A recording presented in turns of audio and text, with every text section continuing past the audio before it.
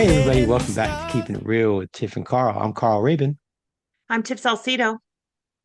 and today we wanted to build on what we've been talking about the last couple episodes about soft skills and some of the specific or we know, I'm sorry, we call them human skills. That's right. We Right. changed the narrative, right, Tiff? Yeah, we just Yes. talk about those human skills, those interpersonal relationship building skills. And we last episode we talked about the power of one-on-one meetings and how that will naturally build that trust and connection with folks. Another thing that is a important component of human skills and definitely can show up as an important part of those one-on-one meetings is emotional intelligence, right? Hmm. And emotional intelligence is, defined as, being able to recognize, to understand, use, and manage emotions in a positive manner, right? So it allows us to recognize emotional states and emotional states of other people and ourselves. And so it leads to healthier work environments. It leads us, rather than pointing the finger and saying, what is somebody else doing and why are they wrong, to maybe being introspective and taking a look at, okay, how did I contribute to this? What is something that is causing me to respond in an unproductive way to that person? Right. And it's funny, Tiffany. This week I had somebody mention to me, we were having a conversation about this, and they said, it's a lot harder because I challenged them to look at some of their biases, some of their red flags, some of the assumptions that they make about other people, the list of shoulds that people have, what you should be doing, how you should dress, and all that. And I asked them to really think about that and to identify something that they have that's an assumption, something that maybe can affect somebody in a negative way. And we had a great discussion, and somebody raised their hand and said, Carl, it seems like it's a lot harder to recognize these things in other people than ourselves. Right. Hmm. And so, I mean, so just talk about how, the challenges of, recognizing emotional intelligence. Well, it's so emotional intelligence. I want to provide just a little bit of clarity, maybe background about what emotional intelligence is. It's not about being calm, nice, agreeable, like being just even keeled all the time. That's not what we're talking about here. Um, it's really about being aware, being intentional, and being effective in the way that we um, react to and respond to our natural human state, which is to have emotions.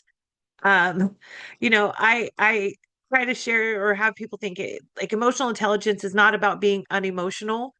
If you don't experience emotions, seek therapy, right? Something is fundamentally wrong if you are not feeling emotions, because as human beings, we are reacting to the stimulus around us. And some of those assumptions play a part in that, right? Some of our reaction to a stimulus or a situation or a circumstance comes from the idea that our brains are taking that information and passing it through our own filters, our perceptual filters, our biases, etc., and making those decisions: is this right, wrong, or something different? And then we're reacting to that interpretation. So, without the full story, right? Without the full story and knowing what's going on, and sometimes with the full story and knowing what's going on, it's the way that we are reacting to, again, what's happening around us. And without emotional intelligence, then it just becomes that constant gut reaction. We are reacting, not responding to, the world around us. And that can have some major major ramifications in the long run. Um, Carl, let me ask you, like, what happens, or what have you noticed when leaders or people who work with other people, what happens when they don't manage those emotional reactions in a healthy way? I was thinking of a story Yeah. that I encountered that really highlighted that, right? I was in a class in a county and I was working with a manager of the IT department for the entire county operation, right? And I was asking them, we were talking about one-on-one meetings. We were talking about employee development, connecting with Hmm. people. I think we were doing situational leadership at the time, right? Which we'll Yeah. talk about later. And he raised his hand, Carl, it's fine. And great, all these things you're talking about. Of course, I would love to develop my staff and I'd love to be able to have them be capable and build my next leader and create these relationships. He goes, but I'm too busy during the day to do that. And I said, well, what are you busy with other than your staff? Well, I'm busy putting out fires. Whenever there's an emergency, it seems like I'm diving into it and I'm being hands-on and I'm, doing all these things, that maybe my staff should be doing. And, I'm just too busy doing that all day. I don't have time to meet with folks all day because I'm busy cleaning up messes. And I Mhm. said, okay, well, how does that make you feel? And he said, "Well, I just deal with it. I just part of my job. That's what I've been doing the last 8 years as the manager. And so, I get to work and I just put my head down and get it done and make sure that, things are running smoothly." I said, "Okay, well, how does that make you feel?"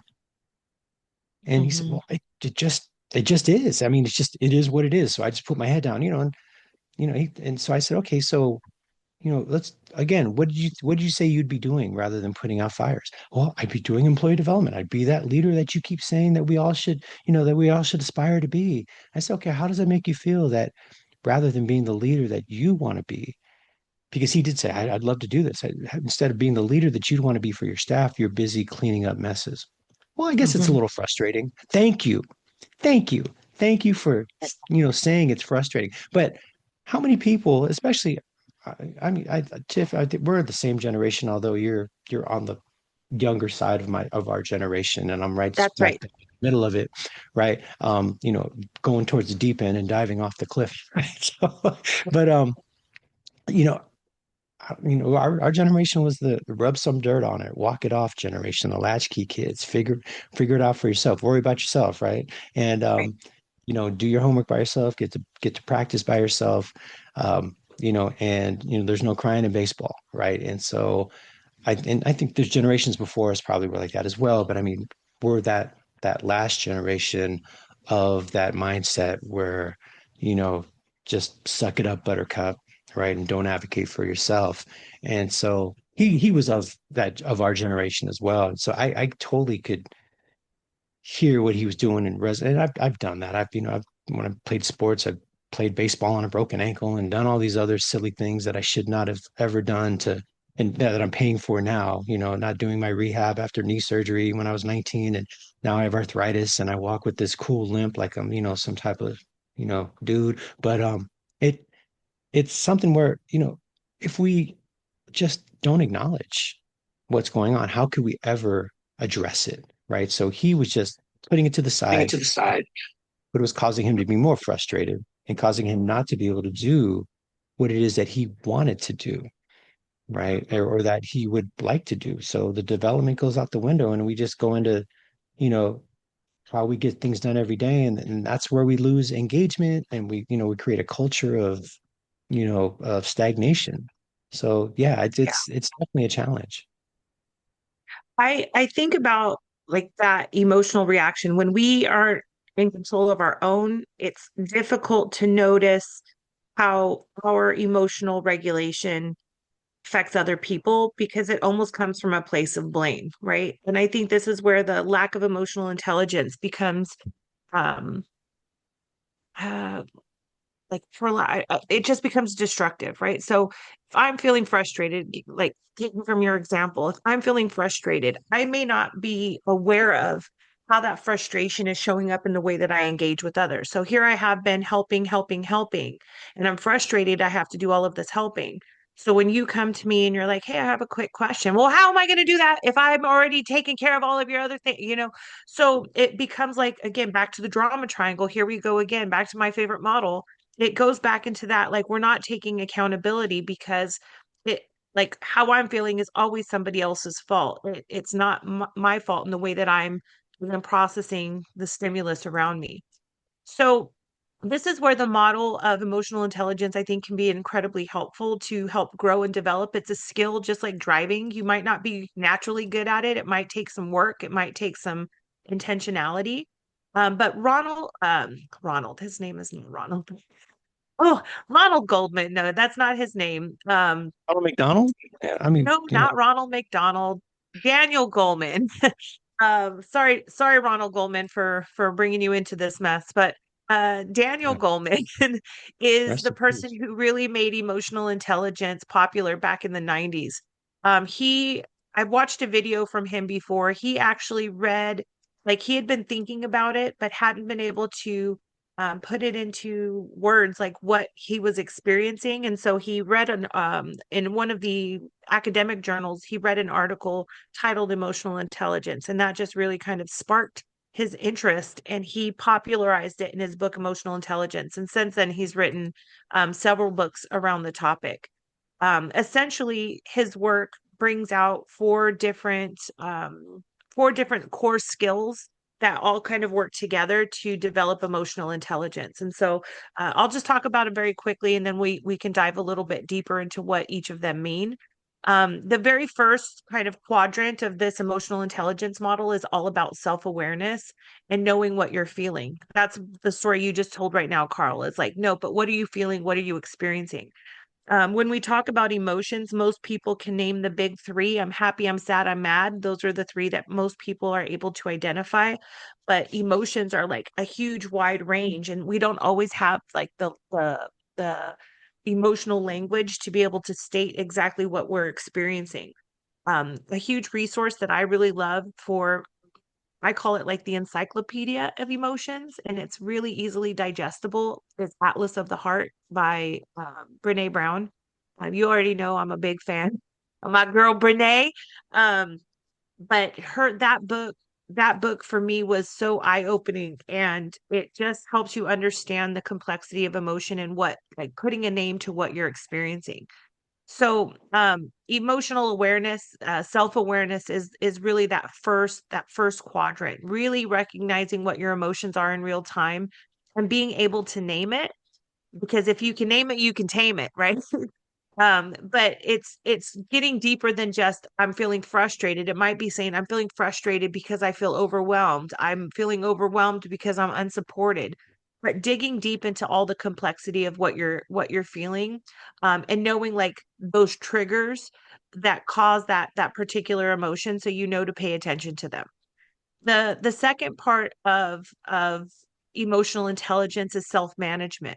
So now that I know what my emotion is, like what do I do with it? So this gets us out of autopilot, right? So I'm not just reacting to what I'm feeling. I'm able to regulate my reactions. I'm able to choose my responses. So I can feel angry. I don't have to respond out of anger, right? I can feel frustrated. I don't have to make decisions from that place of frustration. So emotional intelligence in that sense is not about just feeling your emotion, but it's about not reacting on autopilot and being intentional about what you choose to do, knowing what you feel. So that's the second part. We're of course going to talk a little bit more about each of these. The third one is social awareness, and this one a lot of times is also connected to empathy. Depending on what you're looking at, empathy is sometimes this particular module, but it's social awareness, and that is really recognizing what's happening for other people. So this would be like reading the room and understanding maybe. Um, I wanted to come in with a knock knock joke, but everybody just got layoff notices. So maybe that might not be the right approach. It's being able to like notice energy in other people and being able to adapt to it. It's about really being able to understand what other people might be experiencing, even if you don't agree with it. So leadership really does require that emotional awareness beyond yourself. Like know thyself, but you have to understand what's happening for other people as well. The very last quadrant of this emotional intelligence model is all about relationships and relationship management, and really thinking about, do you handle relationships well? So this includes communication, how you deal with conflict, how you're able to influence other people and their behavior. And this is where I would say emotional intelligence becomes visible to other people. The I think I've talked about her here before, but I'll shout her out again. One of my very first supervisors when I went to work for government, her name was Mary Ellen. She ended up going all the way to, I think she was director or deputy director. I had left before she had gone to the top. But I had her as a supervisor. I had her as a program manager before I left that county. And one of the things that um, I admired about her and I was really drawn to is she had an incredible display of emotional intelligence. And that was unique because so I'm from a small county, Winton, right in the house. Uh, not Wilton, because you always try to call it Wilton, Carl, but Winton. We're from a small county, again, very, very rural, high poverty, high crime. I had no emotional intelligence. I come from a family of chaos, good and bad. But we are all very reactive people, and that was just the norm in our family. Is that you fight, you scream, you yell, you say what's on your mind, and every once in a while a bottle of Aquanet and a lighter come out if you have to. And after the dust settles, you go back to normal, like no big deal. And that type of like emotional turmoil was normal. It wasn't anything out of the usual whatever. And so when I went to the county, most people were the same. There was a lot of drama, a lot of infighting, a lot of passive aggressiveness. There was not a whole lot of emotional intelligence. Like everything was just reactive. And I think that happens in a lot of human services agencies because we are like first responders to poverty. We are constantly in crisis and trauma and helping people who are in crisis and trauma. Like it finds its way into our culture and our systems. We're very, very reactive. But Mary Ellen was always different. And she always took the time to understand, and she always took the time to like hear you out, and she didn't have the high highs and the low lows that I experienced with other leaders. And I just always was in awe of that, like, man, what is she doing, right? Does she do yoga? Does she meditate? Is she and it can't come to find out years later is she just had a lot of emotional intelligence. And so when I think about great leadership, that's the thing with Mary Ellen that always stood out. She was smart and she was kind and she was all of those things that great leaders need to be. But I think what made her stand out from the crowd is that she knew how to connect with people and talk to people in a way that was meaningful and not fake and phony.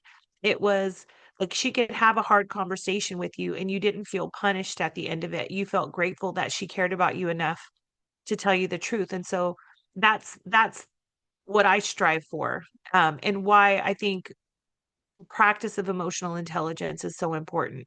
Because Mary Ellen could have asked me for anything and I would have done it. And there were other people who lacked the emotional intelligence, no matter what they wanted, I probably would be against it just simply because of the way that we interacted. It was Fight Club. I know we're not allowed to talk about it, but it was Fight Club. And I think this is where like really building the skill, and I keep using the word skill because emotional intelligence is a skill. Just like to build your IQ, you have to learn, you have to study, you have to have experience. I think emotional intelligence is the same. So wherever you're at now, if you don't have, or maybe you feel like you're lacking in some of these areas, fret not, my friends. Fret not, because you can learn it. You can develop it over time. And building off that, I've seen Goleman in a video, and one of the things he talked about was that your EQ is much more important Right. than your IQ in terms of your Right. happiness at work and at life by like a 75-25 percent. 75% of your happiness at life is about your emotional intelligence, right? Yep. As opposed to your IQ, your intelligence. That's great, but it's about 25% of the factors that give you a satisfied life. So and he did mention, as you mentioned, it is a skill to build. You can Yeah. get better at it. Some folks are more self-aware right off the bat. We've talked about task focused and relationship focused folks, and people that are relationship focused tend to think about how am I landing on other people, Hmm. um, and so that's something that tends to happen. But sometimes people who are relationship focused, even then, sometimes they get that little twisted where they think about how are people landing on me and how am I taking it personally, right? And so Right. it's something to recognize.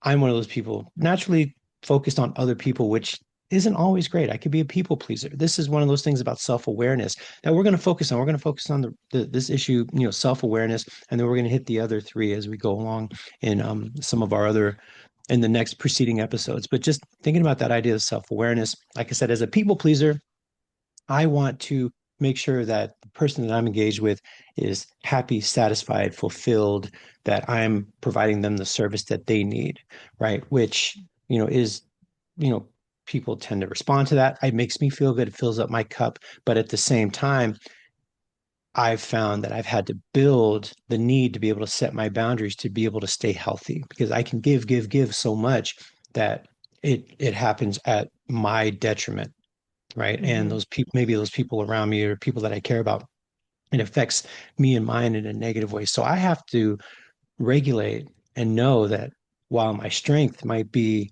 I'm other focused and I'm giving and I care about people and I'm considerate of other people, my weakness is if I do that too much, it takes away from me being able to be who I want to be. So that's a big part. That's a huge part about being self-aware. Yeah, I know myself. I know my strengths, and I also know my challenges, my blind spots. And the thing about knowing your blind spots is that you're going to keep finding blind spots. Right. So, Hmm. because that's why they're called blind spots. They show up and you're like, oh crap. Oh, I didn't realize that. Or yeah, that's something that, I've had a challenge with. And so it's a great part of having that growth mindset that, just learning every day and recognizing this is where, I might fall. A huge thing that I learned in our coaching, because Tiff and I both went to coaching school, right? And she can show that by what's the name of that website there, Tiff? That's there. It might be www.givingthegiftcoaching.com. That might be. There it is. Okay. All right, cool. So yeah, thanks for that. So anyway, so we both got certified as coaches. And one of my big epiphanies just happened 2 years ago, right? And I've been in the field for 30 years. Big epiphany was that, asking questions, even asking open-ended questions, right? Which we'll talk about moving forward as well. But asking open-ended questions, if we're not careful, we can tailor those open-ended questions towards getting the answers that we want, Hmm. right? And so it can be manipulating. People look at somebody who's a therapist or a coach or a boss or a lead on the floor as that person has that experience that's done the job that can be helpful. And so they give you that, that credit. And when you have that credit and you use it in a way that's manipulative, then that's a challenge. And even if you're well meaning, Hmm. right? I spent a lot of time thinking about decision making, right? We can see something before we even interact with it. We already have an idea of what it is. That's what our brain wants to do, right? So we walk into something with our biases showing, with a slant. I'm going to ask questions or I'm going to make this assumption. And then everything that I do is leading towards justifying that assumption. That's what my brain wants to do.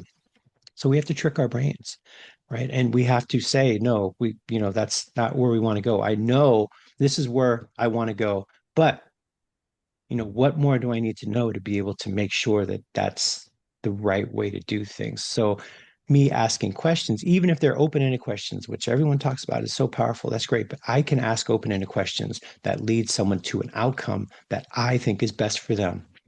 Right. And which defeats the purpose of coaching, right, Tiff? I mean, because they're supposed to come up with Right. their own answers and their own solutions.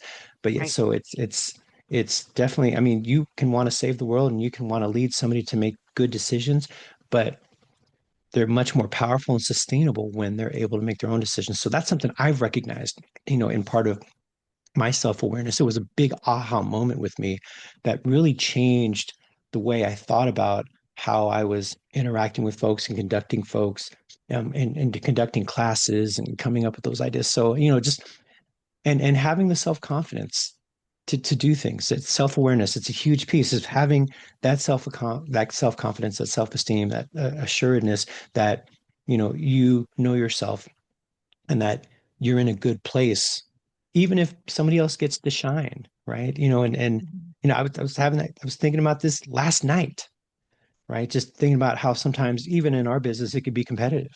And people Mhm. can say, well, who is that person? Where have they worked? And what have they done? And and what makes them better than me? And why are they getting this job and I'm not? Right. And it's it really, because it's easy to see that nowadays, especially the way that we take care of rosters. We see all the classes are being held all the day. I'm like, oh, I taught that. Oh, I wrote that class, and that person's teaching that. They're doing this class. Well, why didn't they ask me to do it, even though I'm doing a class that day? So that's probably why they didn't ask me to do it. Right? But I was, I was like, I've always been the one person where if I meet somebody and they're in my business, I want to elevate them. I want to elevate them and have that conversation with them in terms of, hey, so, we're in the same business, we're on the same team, we're providing a service, and so that's really something that I think I've grown as I've gotten older, more self-confidence in my ability rather than, and so having that mindset of abundance that we've talked about before, right? Rather than that deficit mindset where if somebody else is doing something that I would do, they're taking away from me.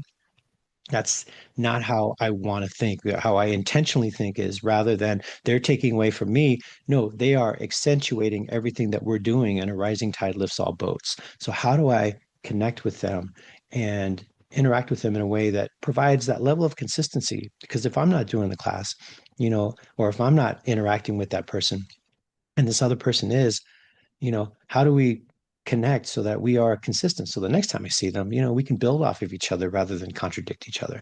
And so Yeah. it's that the idea of self-confidence, knowing myself and knowing that I'm in a good place. I know who I am. I know my strengths and weaknesses, and what other people are doing are not diminishing me, right? Is definitely a huge piece of my growth in self-awareness. How about you, Tiff?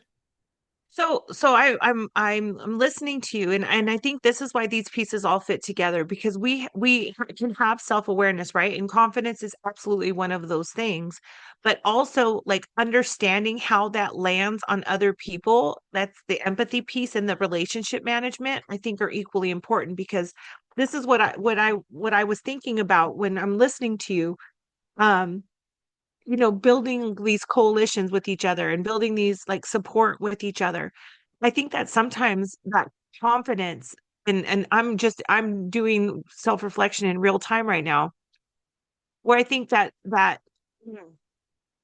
whether we know it or not, and this is something I think I'm going to start paying more attention to, is how do we how do we stay confident in ourselves and build the coalitions with other, but being careful not to diminish the value and experience of somebody else. And this is what the example I'm giving you, or that I'm thinking about right now. So um I've gotten to work with so many amazing, fantastic, talented, intelligent, wonderful people in my time. And I've met them through different avenues, right? Um and I'm recognizing right now, like, one thing that maybe I again I want to pay attention to. I'm sorry if I'm repeating, I'm just like processing this in real time. Like, let's say I'm working with a person that I've worked with in the past, and we're working on something together. I'm confident and I'm happy I'm working with them. And then I might do something that's diminishing to them. And again, this is this self-awareness in real time, where I might say, "Oh, I I've known this person for 15 years. As a matter of fact, I used to train them." Or oh, I've done projects with this person. I was their project lead and they were great on my team.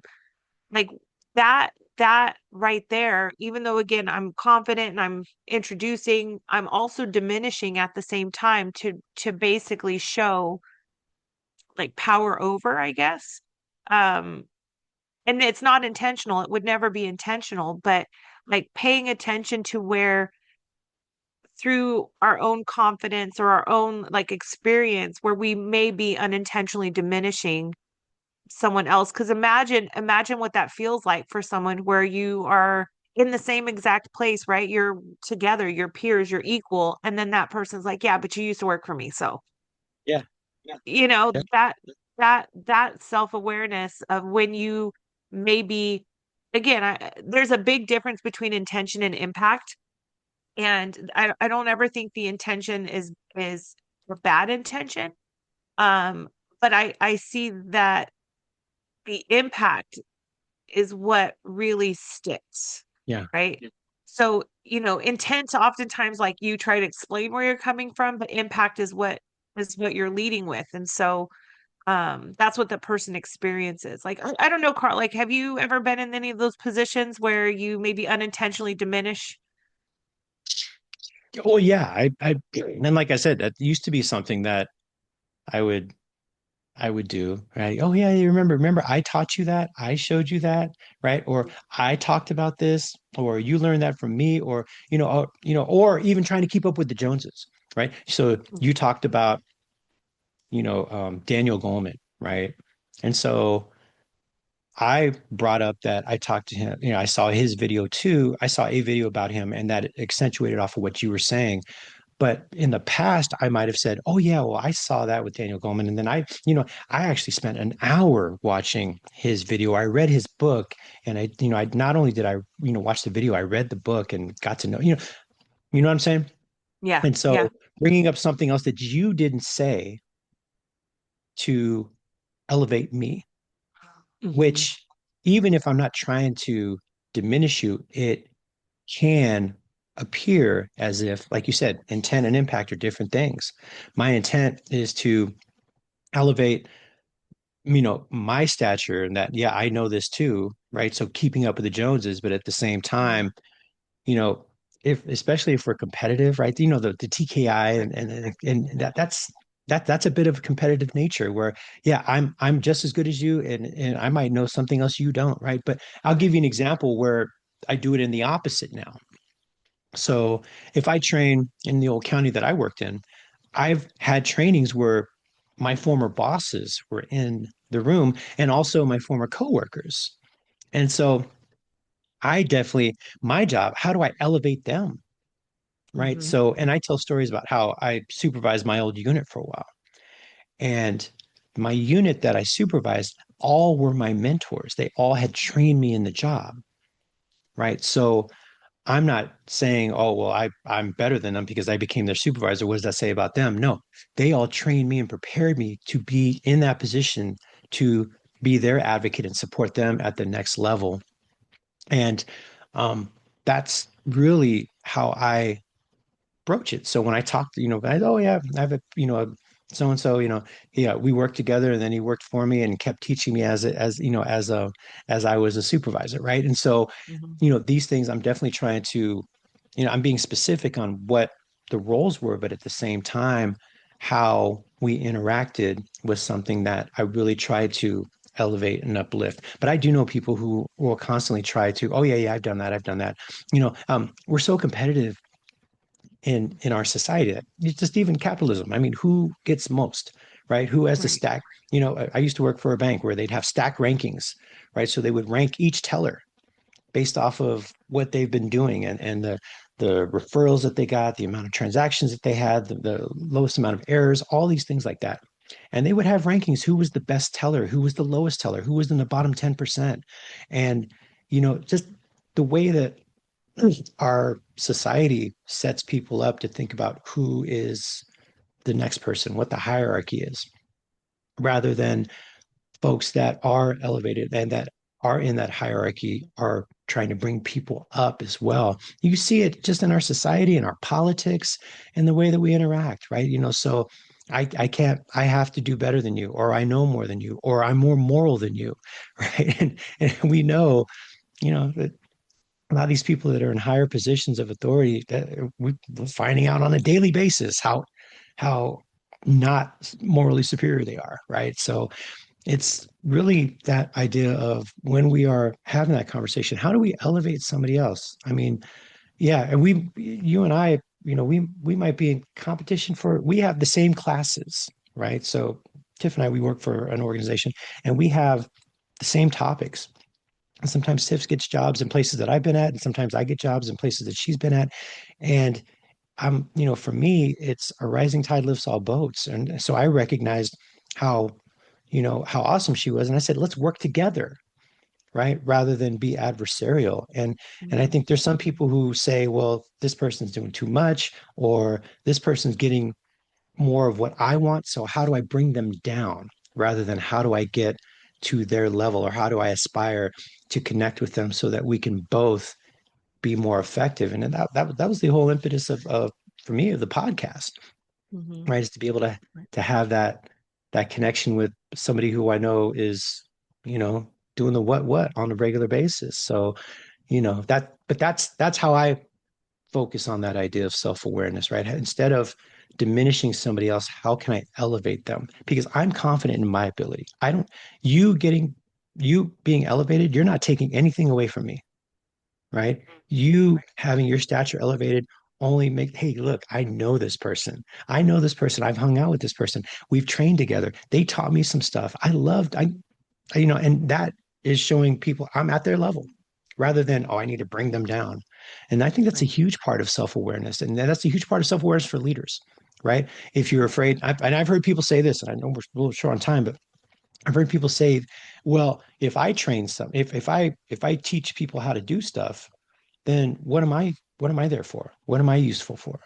And so Right. it's that they're feeling like as people are being elevated, they're being diminished. And it's not about that. It's about elevating your team so that people can see that you train people that are highly qualified, you've groomed them, they've become managers. I have a manager at Kern County who she had a bunch of ship program directors and unit supervisors and analysts that have retired and me, you know, as a consultant and podcast host. And so she's known as the person that you want to work for, right? You know, you want to get ahead, you know, go talk to Aurora, right? And so and she's just and I really learned a lot from her. She's just so calm and so self-assured in her ability. She doesn't need to get promoted. She's very comfortable where she is and she likes what she does and she helps other people get to where they want to be. And that was so instructive for me. And that's something that I always, you know, you have Mary Ellen, I think of Aurora in that sense, right? And so, but it takes a lot of self-confidence, self-assuredness that, you know, in elevating other people, I'm not diminishing myself. Yeah. So I know we need to start to wrap up here. So I want to bring that whole idea back to emotional intelligence. And I'm just going to stick here with the competitiveness. What what true like emotional intelligence is the ability to explore the emotion that's creating the competitiveness. So is it envy? Is it jealousy? Is it scarcity? Is it fear? Is it like what is behind the desire to hold somebody else back or hold somebody down, right? There's a feeling behind that. There's an emotion that you're experiencing that's causing a reaction. Because I think it's probably primal, right? We've always been competitive because there was scarce resources, but there's not a whole lot of scarcity these days. Um, so exploring that, like understanding what I'm feeling. So if I'm saying like the best thing to do right now is tear this other person down, emotional intelligence is the ability to like stop and say, hold on, let me explore what's behind that action. Let me explore what I'm feeling right now that's making me think this is the best choice. So if I were to give you just a few takeaways about emotional intelligence, and this is something we're going to dive deeper into over the next few sessions. um, the first takeaway is just name it to tame it. You have to be able to pause and say, like, what am I feeling right now? Right? What am I experiencing? What's the emotion that I'm experiencing? And just put it into words. So if you can clarify what you're feeling, it's going to reduce your reactivity. So again, a great resource for that is Atlas of the Heart. It's one of my favorite books. If you have a different resource for emotions, I know there's colorful wheels and stuff, an iceberg you can look at. But name it to tame it. My second little takeaway here is to practice the pause.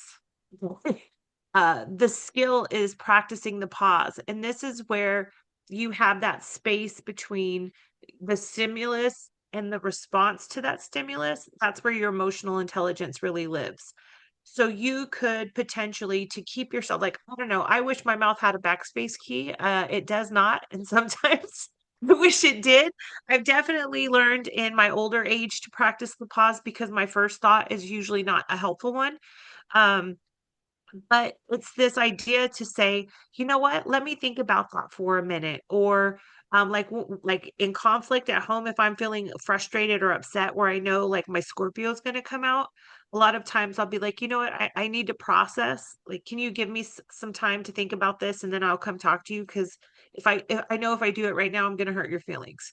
So it's like the ability to pause and not come from a place of reactivity, and knowing yourself. Maybe you need 5 minutes, maybe you need 3 business days. You know what you need, but being able to articulate that. My last one is something we've been talking about a lot today, is to check the impact of what you do, not just your intention. I think most people have good intentions, and I say most. There's a few people out there, you know who you are, that you're just out here to wreak havoc. Um, because your intentions don't define the way people experience you. Your impact on them is how they experience you. So even though I might say, "Oh man, I didn't mean to come off harsh." I didn't mean to, but I still did. So I might say, "You know what? That was harsh. Let me correct that. Let me fix this because I care about you." That's where I really see emotional intelligence. It's the idea that you can be vulnerable and you can be honest. And by all means, when you're being vulnerable and honest, it's including with yourself. Um, for me, I know you have been talking about your own like awareness. For me, like my growth and where I am really paying attention, especially right now, is where I overexert myself, where I have this idea I can do everything all at once.